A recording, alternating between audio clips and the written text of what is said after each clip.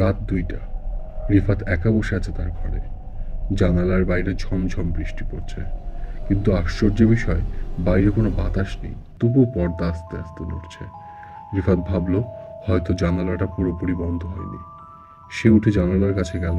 জানালা বন্ধ, কিন্তু বাইরে তাকিয়ে দেখলো রাস্তার ধারে দাঁড়িয়ে আছে একটি মেয়ে। লম্বা চুল, সাদা শাড়ি। রিফাতের গলা শুকিয়ে গেল, চোখের পলকে মিটি আর সেখানে নেই।